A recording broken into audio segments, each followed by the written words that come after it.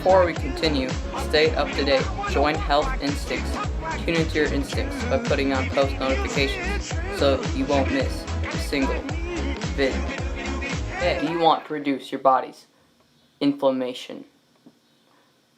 Learn today what to do, how to do it. You cover your left nostril and you breathe in through your right nostril. You let that float at the top of your right nostril for a second, and then you switch hands and you cover your right nostril and you breathe out your left nostril. You let that float at the bottom of the left nostril for a second, and you switch hands and you breathe in, out the left nostril. I like to go with one nostril 5 times. Then the other nostril 5 times. Out. Seriously, you can feel your cortisol just drop. Now, as a result of this muscle over-contracting, this is leading to a lot of severe symptoms like neck pain and headaches and migraines, visual disturbances, ringing in the ears, vertigo, pain in the neck, along with decreased range of motion. The list actually goes on and on. But the problem with this condition, it's not picked up on MRI, X-ray, or CAT scan, so when you see your doctor, they're never finding this particular cause. So behind the skull, there are 8 suboccipital muscles, 4 on each side. So many of you may move your head a certain way and you notice you get this vertigo or this dizziness or this giddiness. That's most likely coming from the suboccipital region. The most important thing is the muscle fascia, the strands that come off the suboccipital region attach to the outside of the spinal cord, the dura mater. And that's what's called the myodural bridges. So let's analyze this again. You have contracture of the suboccipital region attaching to the outside, the dura mater of the spinal cord and brain. As it contracts and pulls from the contraction, the shortening, or the spasming, we're going to get significant neurological changes throughout our system. It's time to get to the real test. I challenge every one of you, please follow me. Take your hands, wrap it around behind your skull like this. Take your thumbs, put it right underneath the skull. You got to dig deep, and I want you to hold it there. Watch my eyes. You're going to move your eyes side to side, left and right, left and right. You can close it and do it, or leave it open.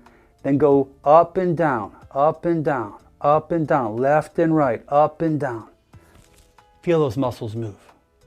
Those muscles are moving from the eyes that are moving up in front. You can see the connection behind your skull and come back up. Good. Okay, stay in that position. Now we're going to do it again, but when we do it again, we're going to look down when we stretch our chin all the way down to our chest. And we're going to look up when we bring our head all the way up. Let's go. As you bring your chin down, stretch it, look down, 3 seconds. 1, 2, 3, come all the way up, look up. Okay, come back down, 3.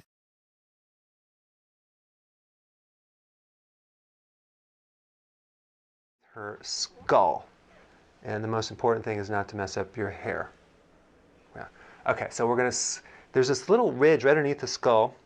You're going to slip right underneath it, and you're going to press in equally, okay? And you're going to take your hand and press in the forehead. So you're going to press in right like this. You feel that? And the key is to make sure that you're equal, like the thumb and the middle finger, the pressures, called the clavicle. And you have these little muscles underneath here.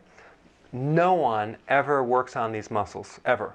And it's a source of a lot of tension, especially if you're sitting all day and your posture's bad. But what we want to do is we want to hook the finger up underneath these 2 bones and have her lift her head back. All the way back, all the way back, back, back, back, back. Stretch it back. And I'm lifting up on the collarbone, okay? So I'm spreading my hands out and then inward like this. Okay, go back. Good, go forward. Go back. Good, forward. Go back. And I'm lifting up as I'm pressing in, okay? And what will happen is she'll be able to tilt her neck all the way back after doing that. In fact, next point through here, second one, and I have basically in the mid-back, you have something called the sympathetic nervous system, okay? That's the flight or fight. That's the stress part of the activation of the nervous system that helps you counter stress. And it's from the top of the upper back to kind of almost to the lower part, okay? And there's this ligament on the front part of the vertebra on the inside that's really tight with a lot of people. So we're going to stretch that out. So when we're done, not only is she going to be, you know, very good posture, but she's going to feel very relaxed, okay? So we're going to take your first finger and your thumb like this, okay? See that right there? And then we're going to take this, and I like to grab the shoulder, but make sure you don't like press down here too, because it might be sore, but go ahead and tilt your head back. Now, go forward. Good. And back. And I'm pressing, and I'm pulling her body over this pivot point, and I'm keeping this part straight, and my elbow is tucked into my body. So I'm not like this, because I'm like, if I did like this, tilt your head back, be like, oh, this is like a lot of work, right? I'm going to keep my body directly behind her, put this right in the center, and have her do the work. Stretch over this point. It's kind of like a leverage point. Good. Come back. This one, it feels really good. It's important. It's a little hard to do if someone's really big, but just have them do it. Stretch. And I lay back down on my bed. We're going to do, these points are a problem for everyone. The adrenal glands are deep, very deep on top of the kidney, deep in the abdomen, okay? So there's no way we can contact the adrenals. However, there's a lot of acupressure points around this. There's a lot of nerve points around the adrenals in this area.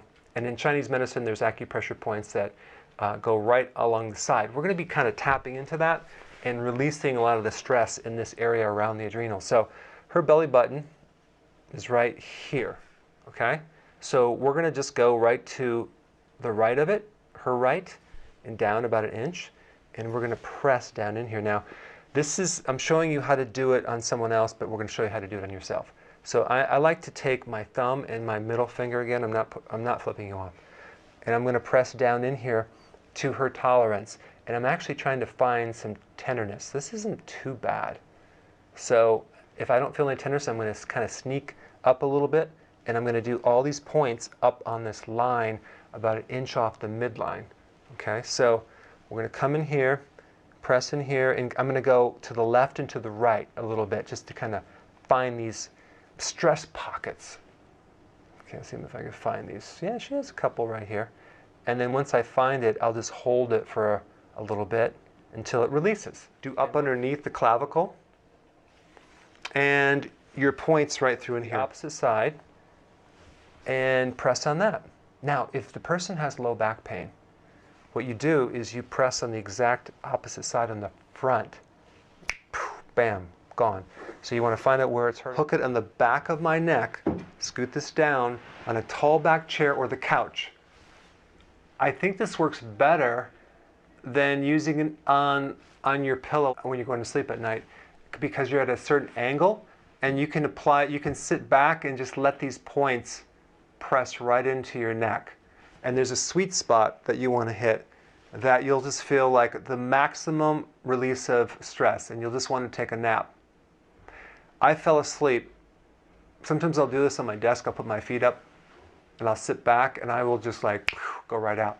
This is like the most important acupressure point for your entire spine to feel relaxed and to melt. Then you do that for a little while, and then you come down to the next point through here, second one, and I have a lot of neck problems, so I do this a lot to keep my neck nice and relaxed. Okay, then I'll inch down to the middle part, like C5, and this is again really good for tension in your upper shoulders, and also good for your, believe it or not, it's going to help your voice. Yeah, hoarseness. Because underneath my body, okay, I'm laying in bed with my pillow, right? I put this in the lower part of my spine. So my spine, the middle of my spine is right here, and I'm laying down. So I'll lay on these 2 points. And what's cool is that the mattress is soft enough where it squishes in, so it doesn't like, because if I did it on that table that I worked on those other people with, it would be too invasive. So on your your mattress, it's better because you can lay back on it. So I take it, I put it in my back, and I guess the camera person can see that. Can you see that okay? And I lean back like this. And so the cushion takes most of the slack, and I'll just lay there until the points where I'm like, oh my gosh, that feels so good.